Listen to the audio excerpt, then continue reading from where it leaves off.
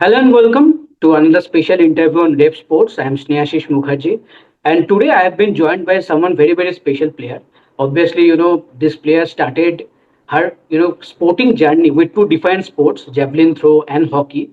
But now, for some quite a few years now on cricket field, she has been hitting sixes for fun. She is entertaining her fans with sixes and taking crucial wickets for South Africa, and a perfect team player, and always ready to take up the challenge and always ready to deliver under the pressure. So I am joined by none other than Nadine de Klerk. Nadine, welcome to Revsportz. Thanks, guys. Thanks for having me. Yeah. So Nadine, obviously, the first thing is the World Cup. The T20 World Cup is coming, and for you guys, I know this World Cup is so much important because the way you have guys have been playing in the ICC tournament, the consistency is there. There is no doubt about that. I think you guys have been the most consistent team. You know, be it the ODI World Cup, be it the T20 World Cups, you have been the finalist. But how has been the preparation going on? Because we recently saw the fantastic 4-1 win over India in South Africa. But I think after that, you guys are not playing any kind of a series. Straight the two warm-up games and then the World Cup. So what is the plan, ahead of the World Cup? Yeah, I think obviously we had a lot of cricket being played in the last couple of months, having back-to-back tours basically in the last 3 or 4 months. So it's actually been pretty good to have a bit of time at home and kind of just refresh and press the reset button, I guess, and take a bit of a breather. But I think the prep has been so good over the last couple of weeks, coming off that very good win against India, obviously a couple of weeks ago, and then having 2 hard weeks of training, trying to nail our skills as well. And like I said, spending a bit of time at home as well is very important. So I think everybody's excited to get going. We obviously have a very good squad for this T20 World Cup. So meeting up in a couple of days and then you can kind of just do the finishing touches and then you get up and running. Yes, absolutely. But Nathan, before the India series, you guys had a tour of New Zealand. Obviously, that tour didn't go that much well for you guys. The T20 series and obviously the ODI series also. But in the India series, what we saw that you guys were quite ruthless. 4-1 wins, the domination that you guys showed, I think, be it in the batting, be it in the bowling, even in the fielding also, I will say. So, do you think that New Zealand loss was the a wake up call for you guys just after the World Cup? Because it seemed that you guys didn't repeat those mistakes in the India series. Yeah, I think sometimes that happens in cricket where things don't Yeah. quite go your way. And I think in that series, like I think we tried heaps of things and it just didn't pay off for us. And we found ourselves a little short every single game. And in all honesty, we were just outplayed by New Zealand. They played some very good cricket and had a few players that really put us under pressure. So obviously we didn't have a lot of time between that series and coming back home to face India. We only had like 4 or 5 days. So I guess it was just about the mindset and knowing that we're Mhm. much better than that, and also understanding that sometimes that happens and it's not always going to work out, but it doesn't take away from the skill that we have as a group. And I think everybody's done exceptionally well to kind of park that in a sense and learn from that, but also then move on and knowing that we can't really stay there for too long. And then obviously to come up against India, obviously defending World Cup champs in the 50 over format, and a very good side, and to perform the way that we have and to just pull ourselves together with after that last series has been exceptional. So I don't think much has changed, to be honest. I think it's more just been the mindset and the attitude. We want to be destructive. We want to take the game on. And I think we were really brave in doing that against India. And yeah, it paid off. Sometimes it doesn't pay off, but it did against India. And it's been great to see that we take that momentum into the World Cup. Yes, absolutely. The momentum into the World Cup. But Nadine, the squad, as you mentioned, a superb squad, in every department it is looking so good. But the main talking point, the return of Shabnim Ismail, what is your thought about that? Everyone, we are just, surprised and very happy to see her back, obviously, but not as a India cricket fan, obviously. But still, what is your view on that, the return of Shabnim Ismail? Yeah, I mean, look, the stats speak for itself. Basically, I think she's a world class player. I've played with her for many years. Played against her as well around the world. So, yeah, she's an exceptional player, and I think she's only going to make this team better. So it's great to have her back in the squad. And like I said, we have a really strong squad. We have some really good batters. People that can take the game on and take games away from opposition. And I think now with her being that spearhead of the bowling attack with Marizon Cup as well. I think it's really dangerous if it comes off Yeah. again. So really excited to see her back. And I'm sure there's going to be plenty of fire in her belly to put up a massive performance for South Africa. And hopefully we get that little bit extra that we need to get over the line this time. Yes, absolutely. And that was only my next question. That in English conditions, when you think that you are facing an opposition with a bowling unit like Mahajan Cap and Shabnim Ismail with the new ball, then you are there and any direction is also there to chip in with the ball. So how do you see, the whole pace bowling unit performing in English conditions? Because we all know that the seamers always get some assistance under traditional English conditions. Yeah, I think we our team balance actually in general I think is pretty good for the conditions we're gonna get. I think obviously we have world class batters as well, which some of them are obviously technically very sound. Like I said, aggressive batters that I feel can really be effective in those conditions. And I then think obviously we all know that England kind of the ball swings around a little. There's a little bit of sea movement, so I guess to have someone again of her class coming back into the squad, bowling the pace that she does and swinging the ball along with Kapi, and obviously Ayabonga is there as well, who's been Yeah. brilliant for us over the last couple of tours. And all that experience, I think, is a massive gain, obviously for us as a team. And like I said, I think it just makes that balance work. And I think it's such a strong team. Like I said, there's heaps of all rounders. We have some pace, we have some bounce, and then we have some real firepower with the bat as well. So it's going to be really exciting to see. I think if we get everybody to fire in that team, I think it can be really destructive and hopefully very exciting for the fans as well. Yes, absolutely. But Naren, the coaching setup, I think the coaches have been, very bold in kind of taking some decisions. Before the 2025 ODI World Cup, we saw, out of nowhere, Daniel Van Niekerk making a comeback. Although she didn't play that World Cup, but she made a comeback. And now we are seeing, Shabnim Ismail making a comeback. And also in the India series, we saw someone like Keshav Maharaj also joining the hands to help the spinners. I think that was quite a bold move as well. So how do you think, the role of the management has been, how supportive they have been, and how good that has? Yeah, I think there's been heaps of changes over the last couple of months. Like I said, a few retired players coming back into the squad, and a few changes in the coaching staff as well. And yeah, I think sometimes it's needed. I think you kind of we've been doing the same thing for a lot of years, and we obviously haven't really gotten the results that we were after. So it is in the moment. It's maybe not the easiest of things to kind of have that change happening in and around the setup and the system and people that you're used to having around. But I also think, like I said, we fell short the last three times, and I think bringing in a lot of experience like Shubs, Danai obviously coming back as well, Keshav helping the spinners out, someone that's played around the world and has heaps of experience, can only make the team better and stronger. And I guess that's what we're going for this World Cup is we need that 5% extra to get over the line, and hopefully we got it this year. Yes, absolutely. I can clearly remember, before the 2024 T20 World Cup semi-final, I talked with you. So that time you mentioned that I would love to bat more, but I think in recent few years you have batted and you have batted brilliantly. But as a finisher, your role has been the being the finisher of the team. But as a finisher, the consistency that you have managed to bring and the power game is also. I think the decision making is a key factor in that sense. So how do you have managed to excel in those factors, the decision making and the finishing ability?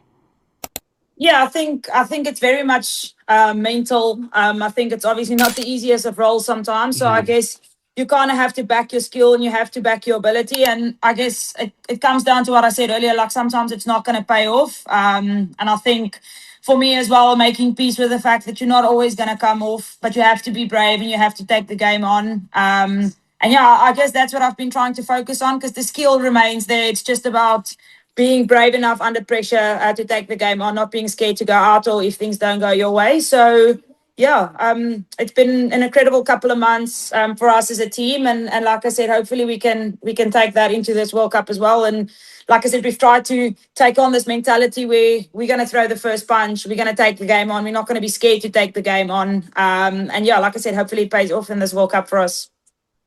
Absolutely. In Vizag, me and Trishadi were there and seeing that knock, 81 for 5, South Africa were totally under pressure. You came out and played that knock. I think it was a fantastic knock, a knock to be remembered for ages. But Nadine, now I think Now I think you are getting that support also in that finishing role, because you have someone like Kyler Eneke. I think she has been brilliant so far. The way she has batted, those last ball match winning sixes. I think that has been the main highlight. Any direction also chipping with the bat has been brilliant at number 4, and also Chloe Tran with the bat down the order. I think she has been brilliant as well. Yeah, I think that's the beauty of our team. I think like we obviously have Laura up top, who's very consistent and probably the best we've ever produced. And then I think everybody else just kind of follows that. Tunay has been brilliant since she started opening the Yeah, batting. Like I said, Annelie Dirksen is agree. a really powerful batter. And she used to bat a bit lower down as well. And she's actually moved up and has done an exceptional job for us up top. And she's someone that can take the game on early. And I think that just gives so much freedom to myself, Chloe, and Reineke Mhm. coming in there at the bottom. I mean, we have the license to really go and take the game on and be brave. And I guess that's the way our batting lineup functions at the moment. Is we try and get that platform set, which obviously Laura and Sunay has done exceptionally for us, and then I guess that lays the platform for the rest of us to follow. And I think once that clicks, like I said, I think it's hopefully going to be a really good batting display and going to excite a lot of fans because I think there's some real firepower in that batting lineup, and I also think we have a really good bowling attack to back that up as well. Yes, absolutely. And as you mentioned about Laura Ulbert, I think as a captain, she had been brilliant, no doubt about that. But the batter, Laura Ulbert, how beautifully she is batting. I think when she is batting, it's seeming like it's a different kind of a wicket. Because you are already watching that series against India. When our batters were batting, it seemed like it's a little more tricky wicket. But when she was batting, it looked at a complete different wicket. So you are observing her, day in, day out from a close range. How do you, elaborate on her batting? Yeah, no, I mean, like I said, she's probably the best batter South Africa's ever produced, and I think she's probably up there with some of the best in the world. Obviously, not some. She is the best in the world. But yeah, I guess it's just again the amount of work that she always puts in, whether she's making runs or not. She always puts in a lot of effort, a lot of hours in the nets, always trying to get better. And I guess as a leader as well, setting such a good example for a lot of the young girls coming through and the ones currently in the team as well. You want your leader to lead from the front, and she's done that not just with the way she trains, the way she plays as well, and off the field. And yeah, I guess that's the mentality as well, and where we want to get to as a team is everybody kind of put their head on the block and you work really hard and you want to be that brave player that goes in tough situations and try and pull off miracles. And I mean, she's done that for us heaps of times in Yeah. the past, and she's not always going to do it. But I think there's plenty of other batters that Yeah. can really do that job. But yeah, I guess as long as when she fires, we perform well generally. So she's a very important part of our playing 11, obviously, and like I said, as our captain of our team as well. Yes, absolutely. But as you mentioned about Sunelu also, I think she has been brilliant at the top, as you mentioned. But what was the decision of sending Tasmin Brits at number 3? Because usually we have seen in the last T20 World Cup also we saw Laura Ulvert and Tasmin Brits opening for you guys. But now she is batting at number 3. She has been doing fantastically well. But what is the thinking behind that decision? Can you share that? Yeah, to be honest, I'm not 100% sure why that decision was made, and I don't know whether it was maybe with strike rate or anything of that sort. I know she's been very effective outside of the power play in the last couple of years, and I don't know if there was maybe a method in getting Sunay up top with only two fielders out and Yeah. really give her the license and the freedom to go, and then Tasman can obviously come in when there's four fielders out, and she likes to get herself in, and she can maneuver it around and then try and cash in. So I'm not 100% sure if that was the reasoning for it, but it worked brilliantly. I think Sunay, like I said, has been exceptional in the last couple of months for us. She had a really good series against India as well. And I guess just the willingness to take on the game. She's not scared to take the game on. She's not scared Yeah. to put herself out there, and I think it's really paid off for her in the last couple of months. So excited to see what she can do as well. Obviously in England, ball swings around a little, but in general, it's fairly good batting conditions as well once you get through that little tough phase. So excited to see how those two will go up top because, like I said, they've been really successful for us in the last couple of tours. Yes. Okay. Now, then last few questions. You have played so many franchise cricket also all over the world. Be it in the 100 in England, obviously in WBBL also we have seen, and obviously in WPL also. How that franchise cricket, has helped you in terms of improving your T20 game. Yeah, I think it's massive. I think just obviously like now, like you said, playing in England before in domestic Mhm. cricket or domestic competitions and stuff, Yeah. going back there, you kind of have an idea of what to expect, and it's not unknown territory, which I guess is always nice. You can kind of prep at home for what you know, and you take a bit of experience with you. And I guess just as well from the WPL, where you kind of have to walk in again with the game on the line and 1,000 RCB fans in the crowd. Yeah. Cheering you on. So I guess that pressure of walking in when the game is on the line, and you are kind of the person to win those games. You can't train for that. I think it's only an experience thing. You can bat as long as you want in the net. You can do as many scenarios as you want.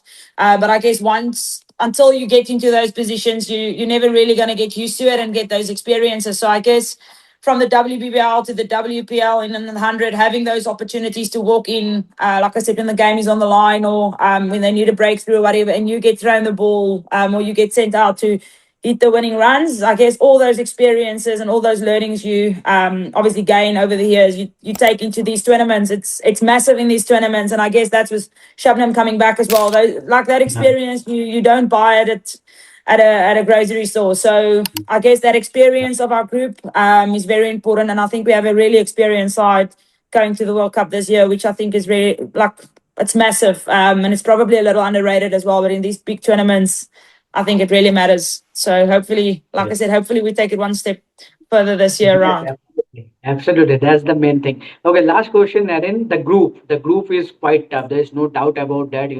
Australia, you guys, India, Pakistan, Bangladesh, and obviously the Netherlands are there also. But how do you see the group, the opposition, and obviously you are starting the tournament against the Australia. How do you see that? Yeah, I mean, it's gonna be tough. And like ICC tournaments normally are, it's never easy to make the playoffs. But I guess, like I said, we've put in so much work over the last couple of months. Before that ODI World Cup into the next couple of months leading up to Mhm. that, we've played heaps of cricket. And I think everybody's very clear on what we need to do, and everybody's very clear on their role. So I guess it's just about rocking up at the end of the day. We know it's always tough to beat India. It's tough to beat Australia, England. New Zealand has given us a good run for our money in the last couple of tours as well. So I guess it's just T20 cricket. A lot can happen, and it changes quickly. So you just have to rock up there, show up for the fight, and like I said, we're all very excited, and I feel we're very well prepared for this as well. So yeah, we can't wait to get cracking and kind of see how it pans out. Absolutely, and I think absolutely. I think Pakistan have also improved a lot. I think they have also had a good series against you. I think competitiveness wise, and that was a very good series to watch out.